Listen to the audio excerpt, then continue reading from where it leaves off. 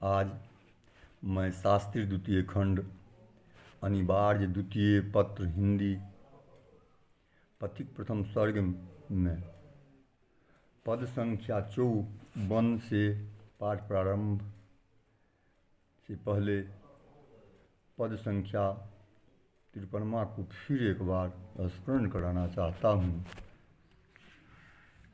यह बबूल वन सिंधु तीर पर हरी छतरियाँ छाए, छिति पर शीतल छाह बिछाकर सूल समूह छिपाए, थके पथिक को आकर्षित कर देता कष्ट विषम है।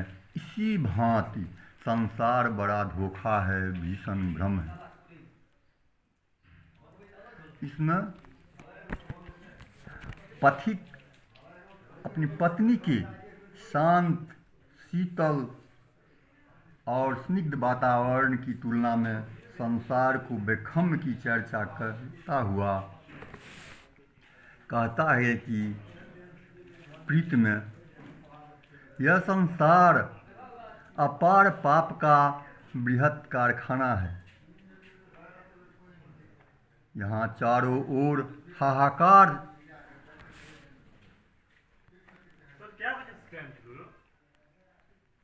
छल और स्वार्थ का ही बोलबाला है। मैं इस अन्याय से पूर्ण संसार में नहीं रहना चाहता, जहाँ मनुष्य का जीवन इतना कुलखित और घृणित हो उठा है कि चाहकर भी सात्विक जीवन नहीं व्यतीत कर पाता। इसके बाद बबूल का छोटा सा वन दिखाते हुए कहते हैं कि देख रही हो, इस तपती ही भीषण बालू की राश के बीच वह कितना सौम्य और आकर्षित दिखाई पड़ रहा है। तपती हुई धरती पर अपनी शीतल छाह बिछाकर इस छाह के नीचे बड़े ही तीखे और चुभने वाला बेशुमार कांटे पड़े हैं। थके बटोही जिनके तलबे इस भीषण बालू राशि में चलते चलते जल उठे हैं। बबूल वन की इस शीतल छाह के प्रति आकर्षित होकर वहाँ विश्राम और शीतल प्राप्त करने की इच्छा से जाते हैं। कितना उल्लास और हर्ष रहता है उसके मन में, पर जब वे वहाँ पहुँचते हैं और विश्राम के लिए बैठते हैं कि कांटे चुभने लगते हैं। इस तरह कि न बैठने में चैन, न उठने में चैन, न उठने की चैन, न खड़े होते चैन। मेरा दृष्टि यह है, संसार भी इसी तरह का एक बबूल वन है, जो बाहर से जितना ही सुखद और आकर्षक दिखाई पड़ता है, भीतर से उतना ही कष्टप्रद और पीड़ा पहुंचाने वाला सिद्ध होता है। जिस तरह थके हुए बटोही के लिए वन एक भीषण भूल है, उसी तरह सुख की इच्छा में भ्रमित करने वाले या सुख की इच्छा में भ्रमण करने वाले जीवों के लिए यह मायावी संसार भी एक भीषण मृग तृष्णा है। प्रकृति ऐसा छल नहीं करती। सिकता कणों को चूम चूम कर लौट जाने वाली यह चंचल लहरों को देखो, कितना सुंदर है न प्रिय। अब मैं इस संसार की ओर भोग विलास की ओर लौट कर नहीं जाना चाहता हूँ। यह निर्जन वन है, परम सुखद है, उस न्याय रहित जगती सी। तो से आगे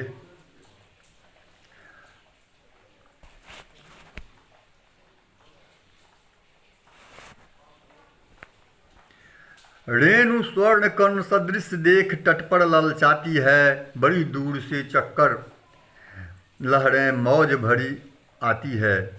चूम चूम निज देश चरण वह नाच नाच गाती है। वो यह शोभा यह हर्ष कहाँ आँखों में जल पाती है।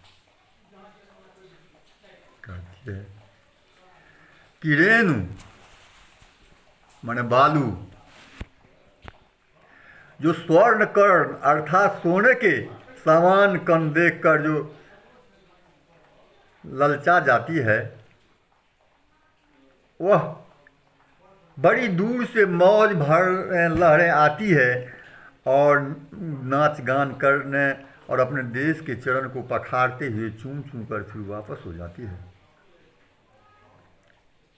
यह शोभा यह हर्ष संसार में कहाँ पा सकती है। मनुष्य प्रिय को समझा रही है जो मैं यहाँ से कहीं नहीं जा सकती। और आगे परिमल प्रचुर पार कर केलों की हरियाली, सुनकर तार खजूर नारियल के स्वागत की ताली। शीतल मंद पवन आता है प्रतिक्षण नूतन प्यारी, ताप तप जग कहाँ यहाँ से बढ़कर है सुखकारी। कहते हैं कि परिमल का अर्थ है परम उत्तम सुगंध या उत्तम सुगंध कहिए। केलों की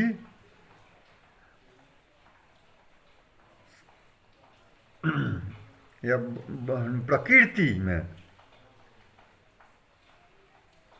सुगंध परमोत्तम सुगंध समेट करके शीतल जिसके स्वागत में हरियाली केले वृक्ष ताली बजाने लगती है।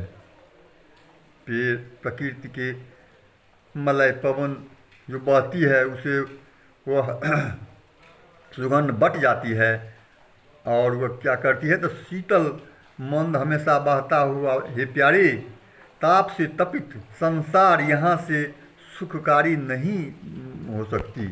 कहने का मतलब है जो तार खजूर नारियल जो सुगंध बांटती है उसे खुशी होकर के जो है सो केले हरियाली वृक्ष ताली बजाने लगती है। और इससे आगे शांति जाना नहीं चाहता हूँ मैं क्षण भर को भी जग में, चलता रहूँ यही इच्छा है सदा प्रेम की मग में। इच्छा है नदी और नालों का भेष बनू धरूँगा और कुम्हलाए हुए फूलों गाता हुआ गीत मस्ती से पर्वत से उतरूँगा। हे प्रिय, मैं एक क्षण के लिए यहाँ से नहीं जाना चाहता हूँ। उस संसार में एक क्षण के लिए मुझे इच्छा नहीं है। मुझको यही इच्छा है कि मैं नदी और नालों का वेश धारण करके सदा प्रेम के मग में मस्ती से चल करके और गीत गाता हुआ मैं पर्वत से उतरूँगा। मैं जाना नहीं चाहता हूँ पल भर के लिए जग में, यह चलता रहूँ यही इच्छा है सदा प्रेम की मग में। के बाद यह इच्छा है वन सुगंध फूलों के बीच बसूंगा, बनकर विरह बाण प्रेमी के उड़ में धाए धसूंगा, यह इच्छा है। कुंज कुंज में वायु बन बिचरूंगा, कुम्हलाए पौधों में फिर से चेतना बितरूंगा। मुझे पति फिर अपनी पत्नी से कह रहे हैं, मुझे यही इच्छा है कि मैं सुगंध बनकर फूलों के बीच निवास करूं और विरह का बाण बनकर प्रेमी के हृदय में निवास करूं। मुझे इच्छा है वायु बनकर वन वन में सुगंध का वितरण करूं और कुम्हलाए हुए फूलों को फिर से मैं चेतना का वितरण करूं, फिर उसमें नवीन जीवन आ जाए, उसका मैं वितरण करूं।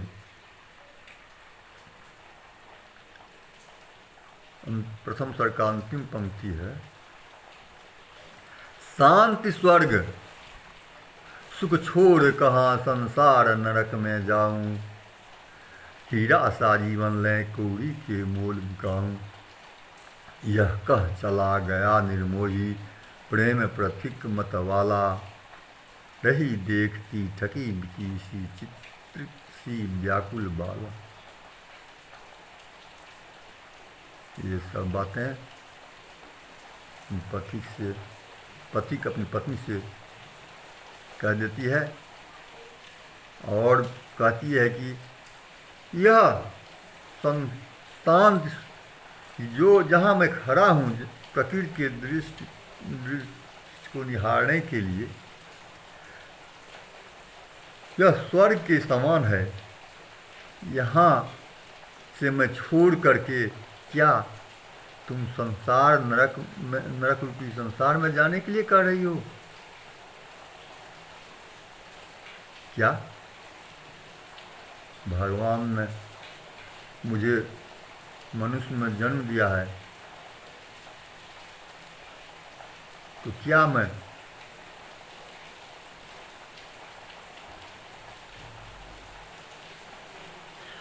हीरा सा जीवन ले कौड़ी के मोल बिकाऊं? मैं ये मनुष्य में जन्म देकर क्या मैं जानवर बन जाऊं? क्या हीरा सा जीवन पाकर मैं कौड़ी के मोल बिकाऊं? यह सब बातें कह करके निर्मोही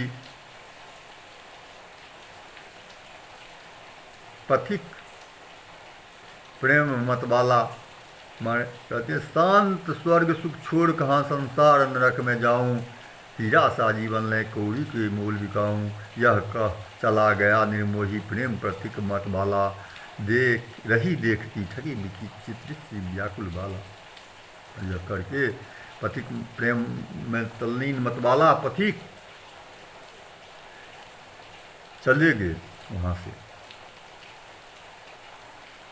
और ठकी बिकी सी चित्रित मतवाला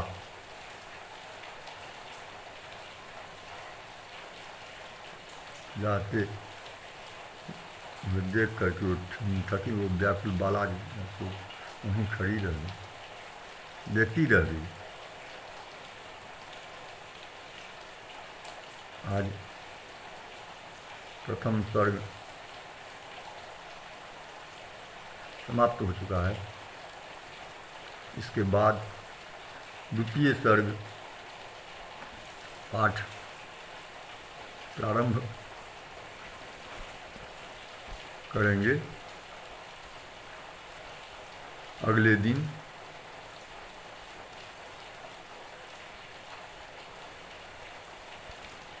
इसलिए छात्रों, आप लोग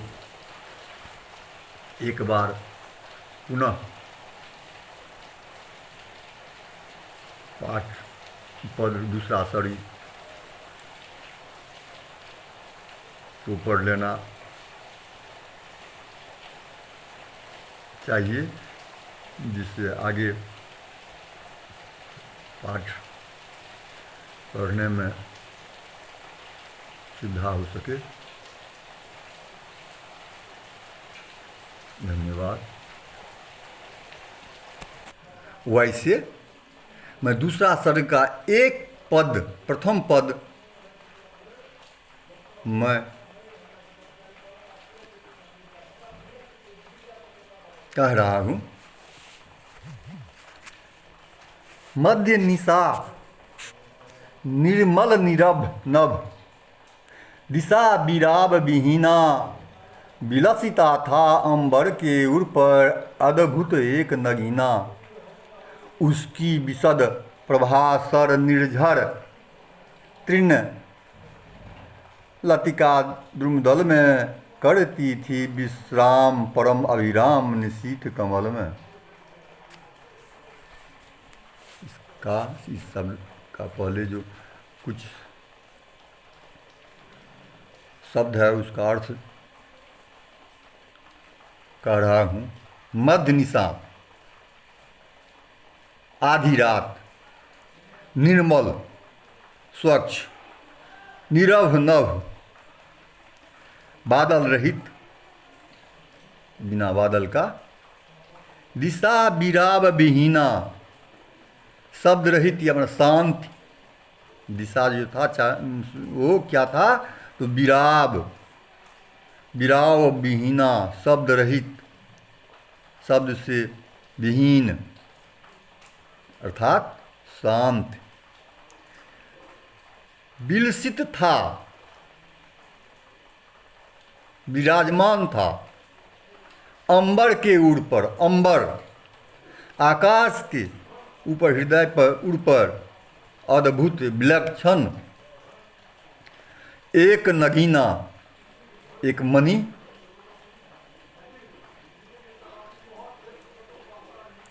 रत्न सा, उसकी विशद प्रभा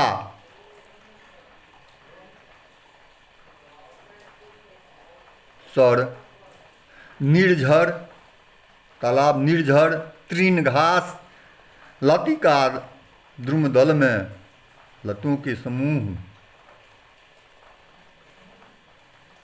किसकी प्रभाव, तो अद्भुत एक नगीना के प्रभाव से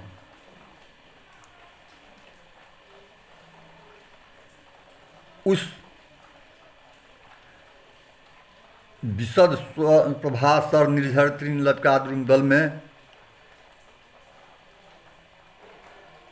थी, और आगे करती थी विश्राम, परम अभिराम निशीथ कमल में। परंतु एक